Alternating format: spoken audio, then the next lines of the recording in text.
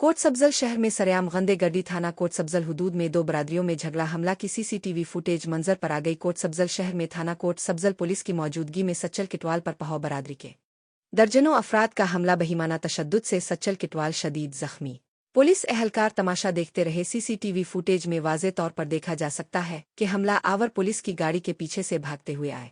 कोटसब्जल शहर में सरेआम गंदेगर्दी थाना कोटसब्जल हुदूद में दो बरादरियों में झगड़ा हमला की सीसीटीवी फुटेज मंजर पर आ गई। कोटसब्जल शहर में थाना कोटसब्जल पुलिस की मौजूदगी में सच्चल किटवाल पर पहाव बरादरी के दर्जनों अफराद का हमला बहिमाना तशद्दुद से सच्चल किटवाल शदीद जख्मी। पुलिस एहलकार तमाशा देखते रहे। सीसीटीवी फुटेज में वाज़े तौर पर देखा जा सकता है कि हमला आवर पुलिस की गाड़ी के पीछे से भागते हुए आए।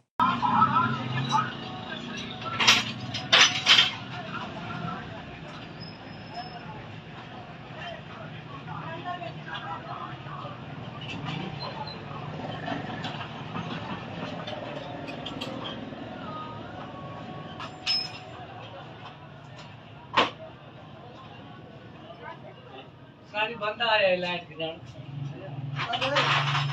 गाड़ी बंद आ रही है आओ